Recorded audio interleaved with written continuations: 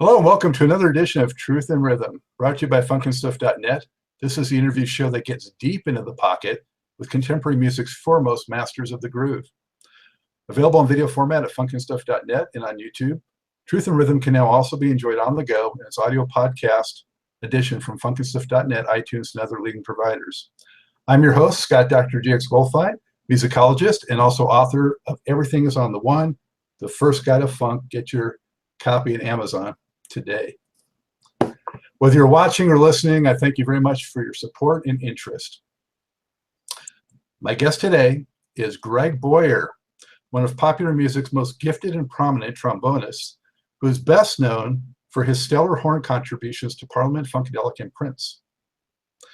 In addition to those kings of funk, he has worked with dozens of other well-known artists, including Sheila E, Bootsy Collins, the Gap Band, Stanley Clarke, George Duke, David Sanborn, Lynyrd Skynyrd, Kid Rock, and Buddy Guy.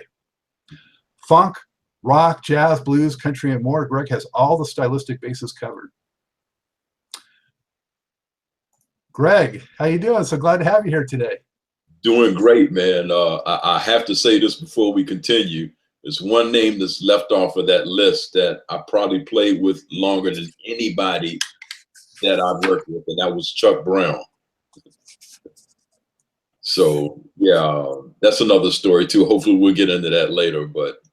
All right, yeah, the go-go scene. We'll have to talk about that for sure. Thanks for adding Chuck in there. Yeah. So before we get into our questions, I want to share a little bit more about your story as seen through my eyes, basically. But I got my first exposure to Greg on what was surely one of his very first professional gigs. Certainly, I'm sure, his highest profile to that point. So when I was fortunate enough to catch PFunk, so-called anti-tour, at the Starwood in Hollywood, California, with only about 300 people, the Funk Mob did a surprise concert with the Brides of Funkenstein opening, and it was mind-blowing. In fact, it's still one of the most amazing concerts I've ever seen, and I've seen hundreds. I followed Greg's career with P-Funk and saw him perform probably at least 20 times in the 80s and 90s. As if that wasn't enough, I was then ecstatic when he began playing with my other favorite artist, Prince, who I also saw Greg perform with many times. And again, I was there in 2002 for another one of my most amazing musical experiences, in which Greg made his band debut. It was part of Prince and the New Power Generation doing 3 shows in one day in Hollywood, California. The musical extravaganza ended in the wee hours of the morning at Sunset Boulevard's House of Blues, where I struggled to keep my exhausted but blissful wife upright at like about 2 or 3 in the morning. But not only has Greg's trombone playing always been on the money and so funky and soulful, but his energetic style and stage presence further enhanced the total entertainment package to make what I think is a true original. Coming up, we'll find out how Greg developed his sound and style, go behind the scenes of studio and stage time with P-Funk and Prince, talk about his work with other great artists like Chuck Brown, and get caught up with what he's up to today. So with that intro, Greg, are you ready to get into some actual questions? Let's do this. All right. So we're going to start way back and talk a little bit about your upbringing. Where were you from? How and when did you get into music? I know you played a lot of other instruments, and some folks may not know that. But talk a little bit about that and get us up to maybe, when you were, in high school or thereabouts. Well, I was exposed to a lot of music at an early age. My parents had an extensive album collection, about 99.75% jazz. And my older brother was a huge James Brown fan. And my sister and my cousins were big on Motown, and all of my mom's aunts were sort of Memphis soul fanatics. So I was getting it from all directions. And one of the things I like to mention about being a kid back then is, and it's not so much now, is just so much music swirling around. I mean, you had live bands on TV. And not so much, the small, 7 to 8 piece orchestras you might find on a Jimmy Kimmel or something like that. But big bands, and a hot session, guys from LA or New York playing big band jazz as the backdrop for a lot of the talk shows. You had black and white stuff. You had Lucy and Ricky and the Cuban jazz thing that was jumping off at the time. And you had bands in schools. You had bands playing in houses. There was a band across the street from me, and they weren't good. My mom likened them to sounding like cops and robbers. I said to myself, I want to grow up and learn how to play an instrument so I can go over there and show those guys how to play the horse the right way. And I guess, that was just something that I just gravitated to strongly. It was inevitable that I'd be playing something. And I started playing alto saxophone at age 10. And by the time I graduated from high school, I had gone through every instrument in the band room, borrowing people's instruments, taking them home, learn how to play them in one night, and then take them back the next day and put them in the band room closet before they knew it. And in a lot of instances, repaired, springs missing. I put the springs back on the clarinets. I bend the trombone slide straight. So I was able to break code on not just playing them, but how they mechanically worked. And that was my upbringing. I was just musical instrument curious from almost day one. Well, I actually began playing alto sax too around that same age, 10. Wow. I played up through middle school, and my son now, who's 12, he's now playing alto sax. Okay. Yeah. It's an honest then. Yeah. But you know what? At the time when I got in alto sax, it was either that or trombone because, they had too many of the other players. Yeah. And so at that time, to me, trombone didn't seem like a lead instrument, but little did I know, in your hands or the hands of Fred Wesley or, Wayne Henderson or these guys, it can be a great lead instrument. Yeah.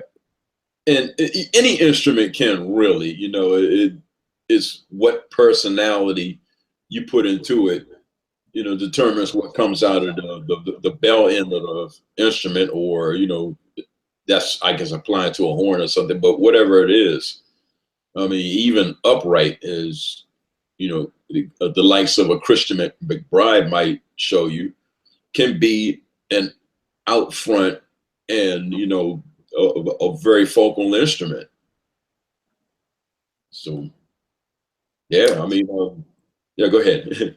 So how old were you when you moved to the trombone, and how did that progress? I started playing trombone about 13 or 14 because I was watching Rusty McKeon and Jeff Davis playing this song called Cabin John. And it irked me to no end that every time they would get to the A, they would play the A flat. And I was like, no. If you look at the key signature, it's an A natural. And that's the other thing too. I didn't know perfect pitch was special. I just thought anybody could do that, right? But I found out later on that I had it. And I'm like, oh, okay, now what do we learn how to play next? It just wasn't exciting to me. I was just like, so what? But they would play that thing natural every day. So I said to myself, I'm going to teach myself how to play trombone so I can play that A natural, or at least let them know second position, because it was driving me bonkers. And that might have been the fuel for me learning how to play all of those instruments. It was just that, I guess I had like a foghorn leghorn complex. You're doing it all wrong, Sheila. And that's what got me playing trombone. I must have been about 13 then, because I was still in middle school. But that's what got me started on trombone, or at least interested. Well, perfect pitch, that's something I've always dreamed of having myself. It seemed like something that just is such a gift. But I guess in a way, it could be a little bit of a curse too, because you're so sensitive to, intonation and that sort of thing. I mean, How is it Well, having that? That's here's my theory on perfect pitch. I liken it to having a really good memory. And I'll give you an example. If you go to piano and play in the A, boom, you know, you could sing that note right there as you're standing there. But if I went to the piano, play the A, boom, and you went and had lunch and checked the mail and then came back and I'd ask you to sing that note, would you still remember? There's a good chance that, you know, if you had a decent memory, you would remember that note. And it's not just that, but stuff like, for me, childhood phone numbers, birthdays, and area codes and stuff that just like stick to my mind. So, you know, it's attributed to a memory of some kind. And as I'm getting older and more forgetful, I notice that my perfect pitch is starting to slip too. So my theory is perfect pitch is somehow tied to memory more so than it is your ear. interesting. Yeah. Wow. So, all right. So you get into trombone heavily, and you're getting into high school. And who are some of your other, you know, inspirations or heroes around the time of high school? We actually, off air, we mentioned Jimmy Brown from Brick, who I just spoke to recently. Who are some of your, you know, inspirations in that regard? Well, Jimmy Brown, because he was a multi-instrumentalist. You know, you don't usually see people go from brass to reeds with that much ease that he does. And it was always like something that, wow, you know, I really, well, I wouldn't really love to do that. I'd like to do that as good as he did. But as I got older and I started playing one instrument more than the other, I realized that I have my chops set a certain way. It kind of prevents me from going back and forth the way I used to. But I still have the mechanical knowledge of it, which kind of helps me with arranging, you know, for a horn section or something. But Jimmy Brown, definitely. And I think Gene Ammons and Groove Holmes, Richard Groove Holmes, tenor player and a B3 player respectively, because my mom and my brother had this thing, Grooving with Jug, and they must have worn a hole in several copies of that album, and featured a live rendition of Willow Weep for Me that just was one of those tunes that as I grew up, I never got away from that. And my mom was an organ jazz kind of person, so it didn't stop with Groove Holmes. It went with Jimmy Smith, McGriff, Reuben Wilson, Jack McDuff, and just so forth and so on. And I think that's probably the stuff that I was most exposed to coming up, because, you know, it was like soul jazz, I guess you could call it. Mm-hmm. So it wasn't that real heady, straight ahead stuff. And, you know, with the Hammond, it kind of like had a churchy feel to it. And then, you know, those guys were just like, you know, let's add a little groove to this and, you know, make it a little bit more popular and make some money out of this, you know. You know, we got bills too. So, and my sister introduced me to Hendrix. And of course, my brother, as I mentioned earlier, was big on James Brown. So, you know, I guess between the three of those, that pretty much was, you know, where I got most of my influences from. So I think, Greg, at the time you were in college, right? Yeah. Shifting forward a little bit. And I'm not sure if you're majoring in music or what, but Yes, you were? Okay. So I was a tuba major. a tuba major, wow. Yes. How many tuba majors were there? No, I was the only one. Uh, I was the only one at the time. It was St. Mary's College, before it became that school that you just can't get into these days in Southern Maryland. It's like a top-ranked liberal arts college for like years now, you know, easily in the top 10. And they had, at the time, an incredible music program. It is just really starting to get off the ground. And we were a part of it. Myself, Benny Cowan, Scott Taylor, who joined P-Funk after I left. There's just a lot of guys that came out of that school. Great musicians, great music program. We would, I was playing in that band in the college jazz ensemble since I was a junior in high school. They would take high school students that they thought could hang with all of that and let them, play in the band. And that's when I got my first exposure to going on tour, because, we would go around and do these recruitment tours and concerts as far south as Florida and as far west as Kansas. So getting around a little bit. That must have been a blast. Yeah, it was. So you're, doing your tuba thing, and yeah, I was playing your chops and your I was playing repertoire on campus and playing trombone off campus. Yeah. So you get a call somehow, you get connected in some kind of way with the mothership, with P-Funk. I alluded to in the intro, playing that show in 1978. So if you could step me through how that all came to be and what that was like for a college-aged Greg Boyer. Yeah. Well, after 3 semesters, I realized that I was wasting my parents' money going to school and not waking up and going to class. I would only go to like the music classes, and I wasn't giving any respect to the other subjects. And I quit school in December of '77, and Benny Cowan, who was 2.5 semesters in, he quit at the same time. And we just had it in our heads that, we're down here beating the pavement, playing all of this stuff down here at college. Why don't we just go out and leave and make a few things happen on our own? Because just a couple of weeks before, we were riding around Philly and New York, posing as writers and rangers. I had my little beat up briefcase and trying to impress the likes of, Gamble and Huff, Eddie Kendricks.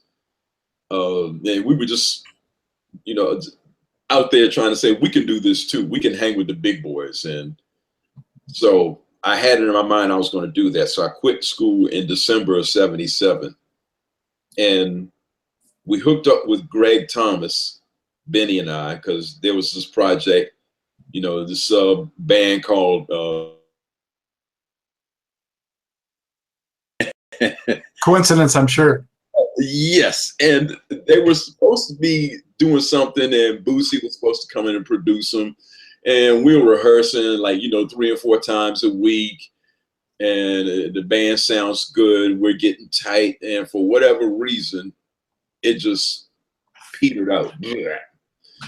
And not long after that, Rodney Skeet Curtis, who was already in P-Funk at the time, they had a shakeup and they needed a horn section. So he called Greg, his old bandmate from band Uncle Remus, that produced the likes of Gary Hudge on keys and Kevin Oliver on guitar and Dennis Chambers on drums. They played together in high school. So Skeet called Greg and said, get a horn section together. So Greg was like, hey, I've been playing with these 2 guys for like a couple of weeks and they're pretty good. So I'll bring them on down. And we went and auditioned for P-Funk in February, and they sent us plane tickets in March 9th, 1978. Not only was it my first, the first gig was the 10th, but that was, going out. That was my first day out with P-Funk, but it was also my first flight. So Wow. Yeah, I'm a country kid, man. I looked up at planes. I never was on one. And that's how it all started. And there we are, as green as I don't know what, going out there, and I'm, just all nervous and everything. And I go over there and I said, that's George Clinton. That's the guy that, I used to make like I was Pedro Bell, and I draw these little fake album covers and T-shirts and things when I was in high school. And I went over there and shook his hand, and he was a normal person. And what I learned from that moment was you don't have to be starstruck. All of these people bleed and cry and sleep and eat just like the rest of us. They put their pants on one leg at a time. There's nothing super about these guys. They just have nice jobs and recognition. And shook George's hand. He said, "Hey, good to meet you." And that was the beginning of a 19-year working relationship. Well, so who did you exactly audition for when you did that audition? We had to learn the album Funkadelic versus Placebo Syndrome, all of those horn parts. And then we had to learn the hits, you know, Tear the Roof Off and you know, all of that stuff that was very much a part of the show. And we went to a hotel in Baltimore, and they were in there rehearsing, and it's like, I'm looking at all my heroes, and they are not in their rock star splendor at all. They just, you know, wearing their lounge around stuff, you know, using sticks, banging on the bed, and that was the drummer. The guitars were unplugged, and there were a bunch of people sitting around singing. They had a lot of background vocals. Of course, they had Parlette and Brides out at the time. And where the horn parts were needed, we would just stick them in there and stuff. And they're like, "Hey, them guys are not bad." So that's how that all started. And then we just eventually just went out there on the road with very little rehearsal and did the rest of the tour. So what was that first year like? I mean, it must have been kind of grueling, I'm imagining, because they did those long shows, and sometimes I think you would play with the opening act too. What was that like? The shows weren't that long then. They weren't those 3 and 4 hour shows they became known for later. You know, they probably max out at 2 hours, and that's on a long night. But it was just so much going on. You know, they packed a lot into those 2 hours. Plus, you know, I was like 19 or 20 years old. I didn't get tired. And I wouldn't call it grueling, but it was taxing, and I didn't realize it until I got home. You know, I'm out there on the road, just stuff, and I don't want to come home because, you know, you're meeting people and stuff, and then it's like, wait a minute, I'm stuck in Texas, and I take a bus home, not realizing if I had just gone to the next city, I had a plane ticket waiting on me. So, you know, I was already a little kid, but I lost 10 pounds on that first tour. You know, I looked like a Charms pop when I got home. And if I learned anything, it's just like, yeah, you're young and enthusiastic and everything, but you still have to take a little bit better care of yourself than that. And, you know, eat every once in a while, you know, sleep a little bit, and learn their first tour. And everything else is just like, wow, I can't believe I'm in so-and-so. And I don't believe this is happening. It was like Rockstar 101. and it's not the kind of thing they're going to teach you at Berkeley or any school. You know, that's, you know, one of those hard knocks lessons, but it was very, very eye-opening. I will say that, you know, for lack of a better term. Was there anyone in particular that sort of took you under their wing a little bit? I think collectively they might have. There was no one person, but, you know, collectively they're like, you know, these are kids out here now, because a lot of the guys in the band were our age when they first started out. I mean, you know, Boogie was in his early teens, and Gary Schauder also. Eddie Hazel might have been a teenager when he started, and you know, all these guys started out very young. So they looked at us like, you know, a while ago that was us, and so they kind of looked out. But then they also gave us some room around, hang ourselves when we had to, because it wasn't like we were doing anything deadly. You know, it was nothing that was like was going to challenge my mortality, but it was just kind of thing where okay, you bump your head, and now you know that when you push your forehead against a brick wall, it produces a knot. Don't do that again. It was that kind of thing. So Literally a school of hard knocks. yeah, school of hard knocks, literally and figuratively. Was there anything, Greg, early on that seemed to be a particularly complex or challenging song or part to reproduce? No, no, the stuff wasn't hard to reproduce, note for note, line for line. I guess the only challenge was to make it as funky as everybody else was, because if you come out of a jazz world, it helps. If you come out of a church environment, it helps.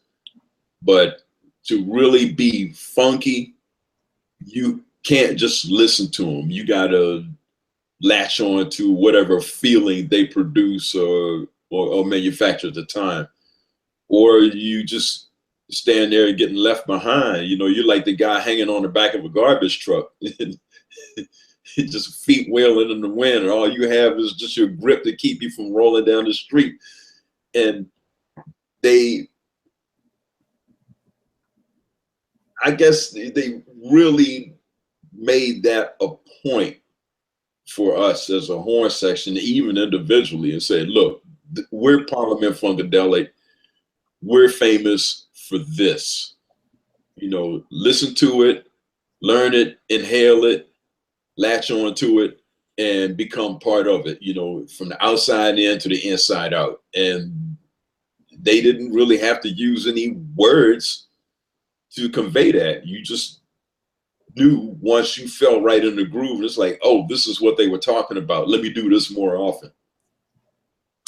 Did you try to, or was there a call to vary the parts much from what, Maceo and Fred and Rick and those guys had done on those tracks? Or was it like where maybe at first you played it, kind of wrote the way they did it, and then as you got more comfortable and they trusted you more, you kind of varied it a little? Yeah, it was very much that. I mean, it's P-Funk, so there's a legacy factor involved. You want to respect the music, but George had a knack for picking people that respected the music, but they also brought a little something, to the party on their own. So the horn section started to develop its DNA a lot more, maybe 2 or 3 years in to being out on the road. And then after a while, it just became, okay, these guys are not to be confused with Fred and Maceo, not to be confused with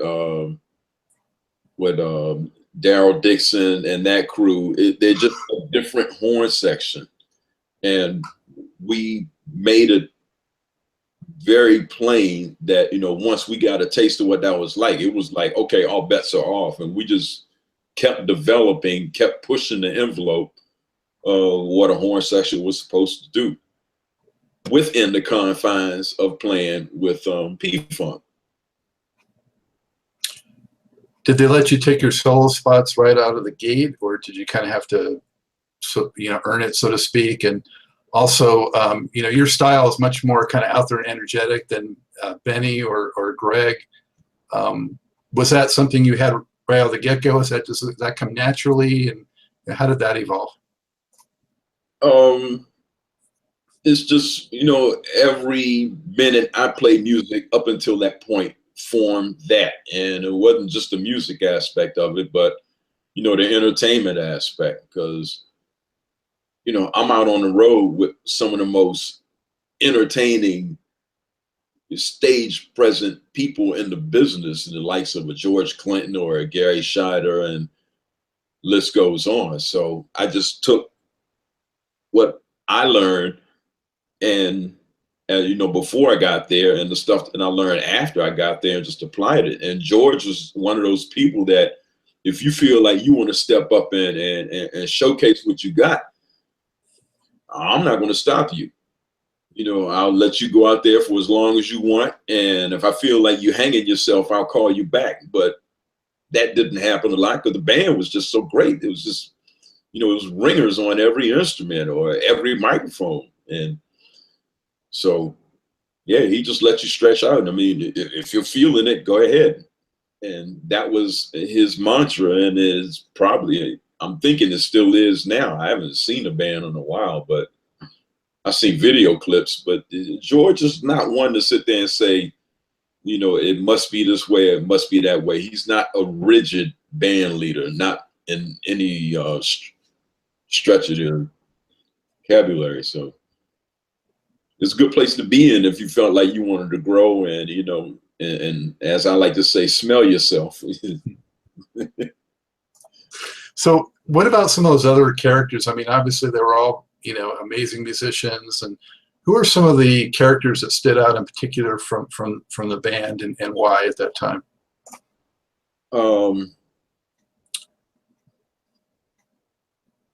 Well, Gary Scheider, for obvious reasons. I mean, the guy is first off, he's an incredible vocalist. Probably, you're going to get an argument, but if he wasn't the best vocalist a band ever had, he was damn near close to it. You're going to have,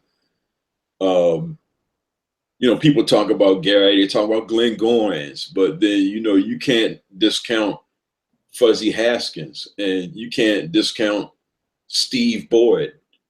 And, you can't write off a Belita Woods. And then Ray Davis, the guy that made singing bass sound so effortless, but the guy just had bottom like nobody else. It's just all over the place. These were bona fide musicians. But it's hard to say who stood out. I mean, was anyone sort of more of a character, off stage? They were all characters off stage. They all were, even the laid back and sullen people they made that seem like an over the top persona, and they're not really doing anything. It's like Eeyore or something. It's like, oh, well, all right. And even that seemed over the top. But I remember the Atomic Dog tour in particular, and Maceo and I laugh about this now because it's like we spent every day, every waking moment trying to make each other laugh. So of course everybody was, their game was peaking that year because it's like, okay, if this person is funny now, I have to be funny the next minute. We literally spent every day trying to make somebody laugh to where they would just stop whatever they were doing.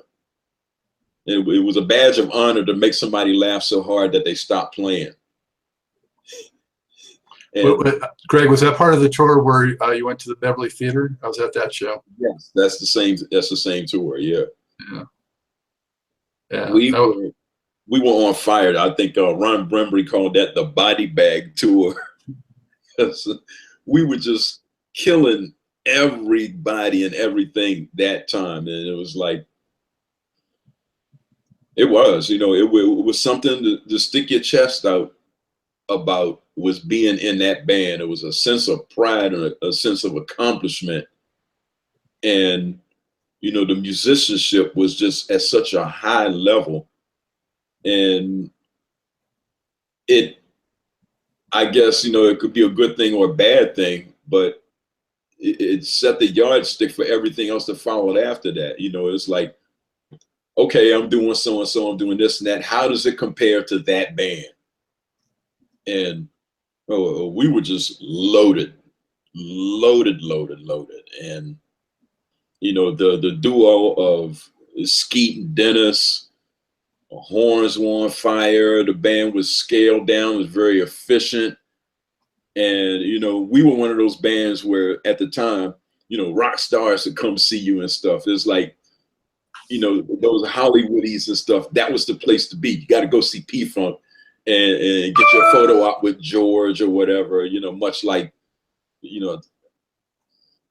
hard to say who does that or what does that now, but back then it was the place to be. Matter of When fact, actually, I remember on that show too, they had all three guitar players. They had Mike and Eddie and Blackbird, yeah, plus of course Gary, and then Bootsy came out too. I mean, it was an incredible show. yeah, it was. You know, pulled out all the stops, man. And I was saying a second ago, that's where I met Prince. Was at the Beverly Theater. You know, he was back there, you know, not, I won't say hiding. He was just standing behind the curtain. It wasn't like he was hiding, peeking out, but he was standing back there absorbing everything. And as being in the horn section, we had like a direct line to him because he just happened to be standing right by us. We were kind of like in the corner up on the riser. And I nodded, I said, "How's it going, man?" He said, you know, just not much to say. He's just, "Hello," you know, that's it. And we went on by, and that was it. And I think he remembered that when I got in the band years later. You know, I'm almost certain he did. That guy doesn't forget anything. But I didn't notice him there at that show, unfortunately. But rumor has it that after that show, he went and did Erotic City. Do you think there's truth to that? Maybe. I mean, Erotic City came out quite a few years later. But, you know, if you know anything about Prince and his vault, he could have recorded it then and didn't do anything with it until later. But he didn't make a big stink out of being at the concert. He was just there strictly to listen, and he heard a lot.